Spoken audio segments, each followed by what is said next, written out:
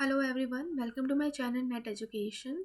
So this channel is for all the NT UGC NET and JRF aspirants who are preparing for education subject paper 2. तो अगर आप मेरे channel पे new हैं तो subscribe कर लीजिएगा और बेल आइकन को दबाना मत भूलेगा for further notifications and updates. तो आज की जो हमारी वीडियो है वो कर्ट लेविन के साथ डील करेगी। कर्ट लेविन जिन्होंने हमें फील्ड थ्योरी ऑफ लर्निंग दी थी और कर्ट लेविन फादर थे हमारे सोशल लर्निंग थ्योरी के। ठीक है, और इन्होंने अपनी फील्ड थ्योरी ऑफ लर्निंग दी थी जो कि बहुत ही इम्पॉर्टेंट है और ये हमेशा एग्ज़ाम में पूछी जाती है। तो इस वीडियो को एंड तक ज़रूर देखना और अपने फ्रेंड्स के साथ ज़रूर शेयर करना। तो आइए इस वीडियो को स्टार्ट करते हैं।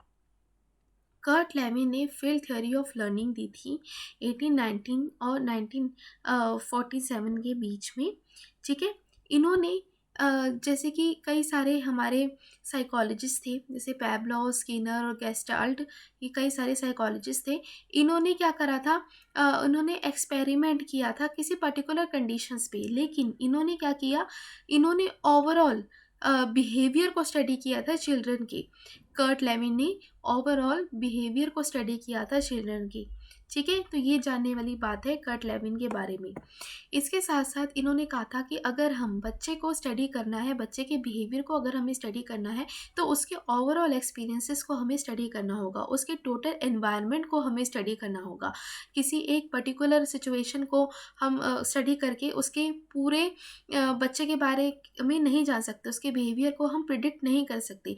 जबकि इन्होंने टोटल के एक्सपेरिमेंट के बारे में बताया कि हमें टोटल एक्सपेरिमेंट, टोटल एनवायरनमेंट को स्टडी करना है बच्चे के, अगर हम उसके बिहेवियर को स्टडी करना चाहते हैं। लेविन ने एम्फेसाइज किया था the study of behaviours as a function of the total physical and social situation. यानी कि अगर हमें क्या करनी है, बिहेवियर के बारे में स्टडी करनी है, तो बिहेवियर के बारे में स्टडी करने के लिए ये क्या है, हमें उसके फिजिकल के साथ साथ सोशल सिचुएशन को भी स्टडी करना होगा। यानी कि फिजिकल एनवायरनमेंट के साथ साथ कि उसका सोसाइटी के साथ कैसा बिहेवियर है, उसकी सोसाइटी की कैसी सिचुएशन है, हमें उसको भी डिटेल में डिस्कस करना होगा। ठीक है, तो ये हमें कर्ट लेविन ने एम्फेसाइज किया था।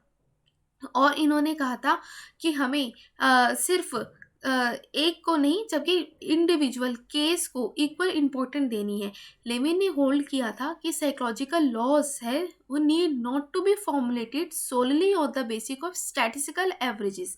यानी कि हमारा जो साइकोलॉजिकल लॉज है वो सिर्फ स्टैटिस्टिकल एवरेजेस के ऊपर बेसिस पे नहीं है, जबकि ये हमारे किसके इंडिविजुअल केसेस भी उसमें उतना ही इक्वली इम्पॉर्टेंट है। इंडिविजुअल की टोटल सिचुएशन कि वो कैसे रहता है, किस सिचुएशन में है, उसका क्या एक्सपेरिमेंटल यानी कि उसका क्या एनवायरनमेंट है, ठीक है, और उसकी क्या इंडिविजुअल सिचुएशन है, इन सबको हमें स्टडी करना होगा कि अगर हम उसके टोटल बिहेवियर को प्रिडिक्ट करना चाहते हैं तो। ठीक है, तो आई होप ये आपको समझ आया होगा। नेक्स्ट है, लेविन ने हमें ये कर्ट लेविन ने ये हमें एक्सप्लेन किया था कि इंडिविजुअल बिहेवियर क्या है, वो किसके ऊपर है, वो लाइफ स्पेस के ऊपर है। अब हम इसको एक पिक्चर की फॉर्म में देखेंगे कि लाइफ स्पेस क्या है। इन्होंने कहा है कि एक जो पर्सन है, इंडिविजुअल है, वो हमेशा एक सेंट्रल पोजीशन को एक्वायर कर रहा है और उसके साथ साथ उसका जो क्या है, एक साइकोलॉजिकल एनवायरनमेंट बना हुआ है।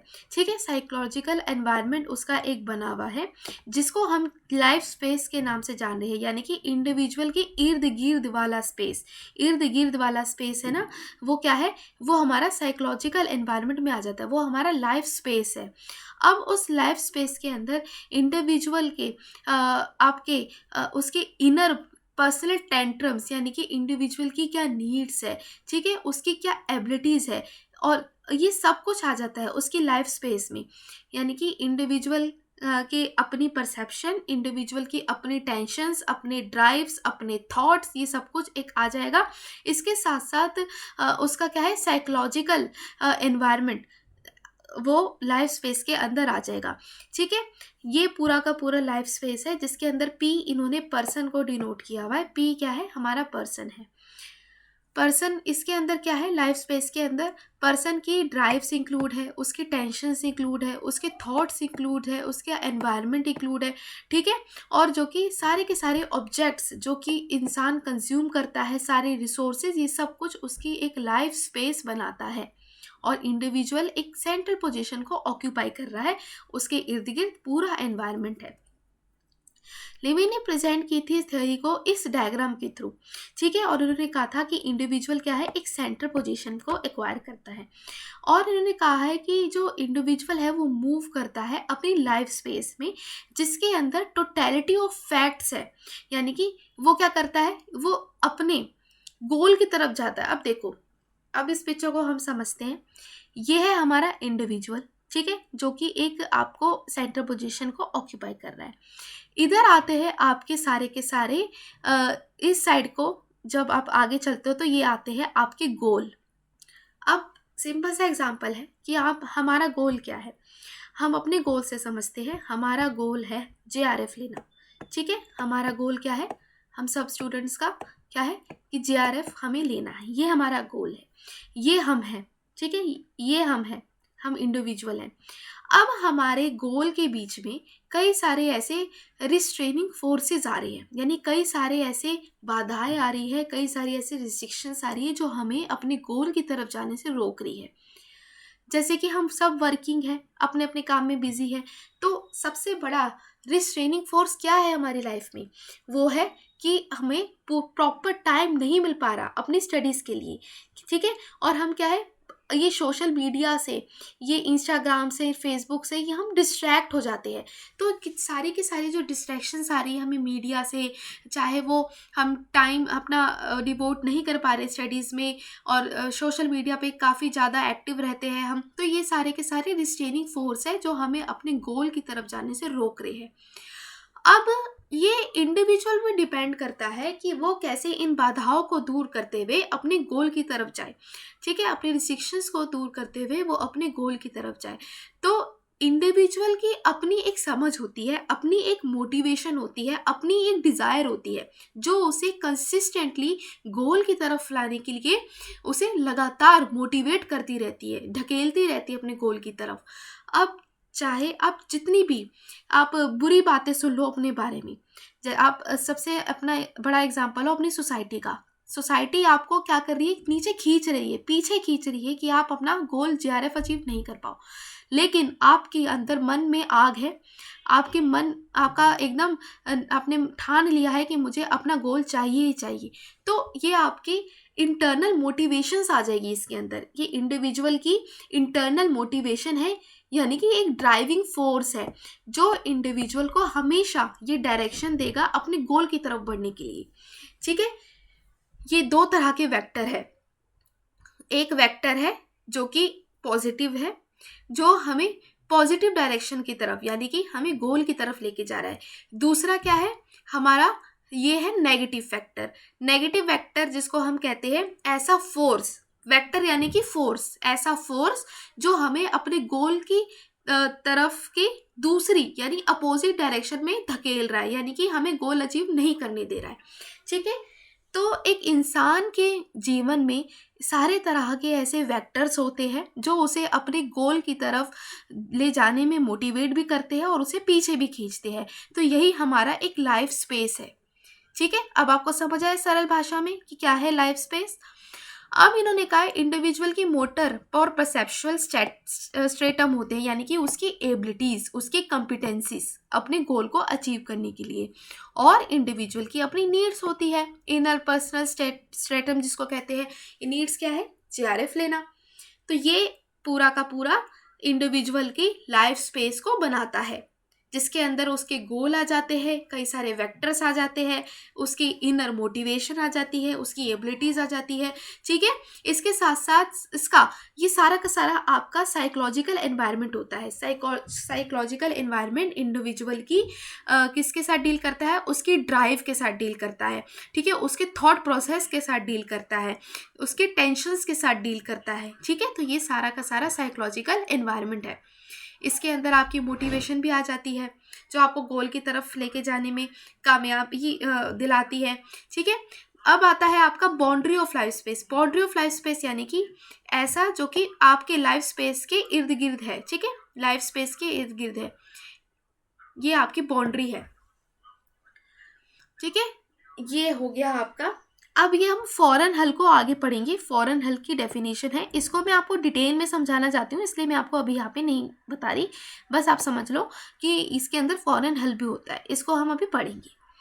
तो आई होप आपको इतना समझ आया होगा। ये अब ना दो तरह की टर्म्स है जो आपको देखने को मिलेगी। पहली होती है, आपको आई होप समझ आ गया होगा, लाइफ स्पेस के बारे में। अब ना दो तरह के वेलियंस होते हैं। वेलेंस क्या होते हैं? दो तरह के वेलेंस, यानी कि आपके जो आपको मैग्नीट्यूड कहा जाता है, जिसको मैग्नीट्यूड मतलब ऐसे फोर्स जो आपको आकर्षित कर रहे हैं अपने गोल की तरफ, ठीक है। अ लाइफ स्पेस जिसके अंदर क्या है, दो तरह के वेरिएंस होते हैं, यानी कि एक पॉजिटिव वेरिएंस और दूसरा होता है एक नेगेटिव वेरिएंस। जो पॉजिटिव वेरिएंस होता है वो क्या होता है, गोल सीकिंग होता है। गोल सीकिंग यानी कि वो एक ऐसा मैग्नीट्यूड और ऐसा एक खिंचाव पैदा करते हैं कि आप अपने गोल जीआरएफ को पाओ। और दूसरी तरफ होता है नेगेटिव वैलेंस। नेगेटिव वैलेंस जो कि आपके सारे के सारे बैरियर्स होती है, जो कि आपकी डिस्ट्रैक्शंस होती है, जो आपको गोल को अचीव करने नहीं दे रही है, ठीक है। तो आई होप ये आपको समझ आया होगा। नेक्स्ट इससे जुड़ी कुछ इंपॉर्टेंट टर्म्स और है। मैथमेटिकली फॉर्मूला दिया था हमें कर्ट लेविन ने कि हम कैसे एक इंडिविजुअल के बिहेवियर को प्रिडिक्ट कर सकते हैं, उसके बिहेवियर को स्टडी कर सकते हैं।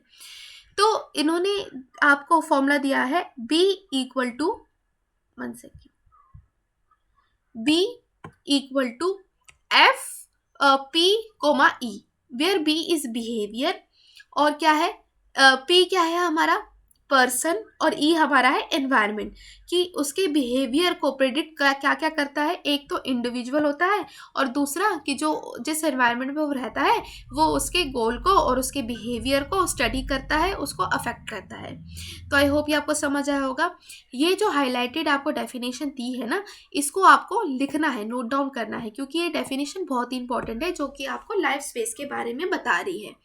लाइफ स्पेस को इन्होंने डिफाइन किया है जिसके अंदर टोटलिटी ऑफ फैक्ट्स होते हैं, जिसके अंदर एक इंसान के अपने ऑब्जेक्ट्स आ जाता है, उसका थॉट प्रोसेस आ जाता है, उसकी क्या फैंटेसीज है, उसकी क्या इमेजिनेशंस है, उसकी क्या ड्राइव है, ठीक है, उसकी क्या टेंशन है। तो ये सारे के सारे फैक्ट्स इसके अंदर आ जाते हैं लाइफ स्पेस के अंदर, जो एक इंडिविजुअल के बिहेवियर को डिटरमाइन करते हैं, ठीक है। आई होप ये आपको समझ आया होगा। नेक्स्ट है वेक्टर।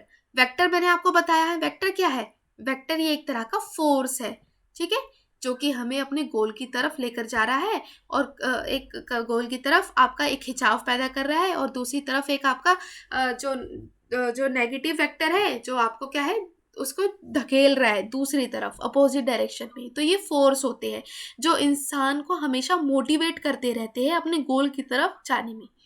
वेलियंस क्या है, वेलियंस है खिंचाव, फोर्स है आपका बल, ठीक है, फोर्स आपका बल है जिसको हम वेक्टर कह रहे हैं, और वेलेंस आपका है अट्रैक्शन अपने गोल की तरफ। अगर आप अपने गोल की तरफ काफ़ी डिटर्मिनेंट है, आप चाहते हैं आपको अपना जो जेआरएफ है वो मिले, आपको अपना गोल अचीव हो, तो वो आपका पॉजिटिव वेलियंस कहलाता है, यानी कि वो आपको अट्रैक्ट कर रहा है पॉजिटिविटी की तरफ, अपने गोल की तरफ। लेकिन अगर वो आपको रिपेल कर रहा है अपने गोल से, यानी कि दूसरी तरफ धकेल रहा है, तो वो आपका नेगेटिव वेलेंस होता है। और हर इंसान के लाइफ में कई सारे ऐसे वेक्टर्स होते हैं, कई सारे ऐसे वेलियंस होता है जो इंसान को टाइम टू टाइम पे उसको मोटिवेट भी करते हैं और उसे रोकते भी है अपने गोल की तरफ जाने के लिए। तो आई होप कि आपको समझ आई होगी। नेक्स्ट देख लेते हैं फॉरेन हल क्या है। फॉरेन हल क्या है, ये हमारे लाइफ स्पेस के अंदर आता है। मतलब ये एक ऐसा चीज होती है जो कि पर्सन को अपने बारे में पता ही नहीं होता। मतलब foreign hull of a life space is composed of those aspects of a person's physical और social environment that are observable not by the person himself but by the one who is studying the particular person, but which at the juncture under consideration have no significance for the person being studied। मतलब ये एक ऐसा एक इंसान के अंदर expect of life जो कि उसको खुद ही नहीं पता, जो इंसान अपने बारे में खुद ही वो ऑब्जर्व नहीं कर पा रहा, लेकिन अगर दूसरा पर्सन स्टडी कर रहा है उसके ऊपर, तो वो उसके बिहेवियर को ईजिली वो क्या कर सकता है, स्टडी कर सकता है, पहचान सकता है। तो इसको फॉरेन हल कहते हैं। तो इसलिए इसको हम क्या करते हैं, ये एक ऐसा होता है जो कि बाहरी रूप से देखा जाता है, ठीक है। ये लाइफ स्पेस के अंदर नहीं आता, ये बाहर होता है फॉरेन हल, ठीक है। ये हो गया आपका। तो आई होप ये आपको समझ आई होगी, ये पूरी की पूरी क्या इन्होंने दी थी, पूरी थ्योरी दी थी, लाइफ स्पेस क्या था, वेक्टर्स क्या था, इसके साथ साथ फॉर्मूला इसका क्या था, और इन्होंने कौन कौन से टर्म्स के बारे में बात की थी, क्या वेक्टर्स होते हैं जो इंसान को उसके गोल की तरफ लेकर जाते हैं, उनकी क्या मेंटल एबिलिटीज़ है जो कि एक इंडिविजुअल में होती है, कॉम्पिटेंसीज जो कि इंडिविजुअल में होती है, जो उसे गोल को अचीव करने में हेल्प करती है, ठीक है। तो आई होप ये आपको समझ आया होगा। इससे रिलेटेड अगर कोई भी आपको डाउट है तो आप मेरे से कमेंट सेक्शन में पूछ सकते हैं और अपने नोट्स को प्रिपेयर कर सकते हैं। इसके साथ साथ आप मेरे टेलीग्राम लिंक पे भी ज्वाइन हो सकते हो, वहाँ पे हम डेली प्रैक्टिस कर रहे हैं कई सारे एक्सपेक्टेड एमसीक्यूज़ की, ताकि हमारी प्रैक्टिस है वो बूस्टअप हो सके, और इससे रिलेटेड कई सारे पीडीएफ्स है वो आपको वहाँ पर अवेलेबल है मेरे टेलीग्राम ग्रुप पे। तो आप डिस्क्रिप्शन बॉक्स में लिंक दिया हुआ है, तो वहाँ से डायरेक्टली ज्वाइन कर सकते हो। तो कैसा लगा आज का मेरा वीडियो, फीडबैक आप ज़रूर दीजिएगा। तब तक के लिए stay blessed, enjoy learning. Thank you.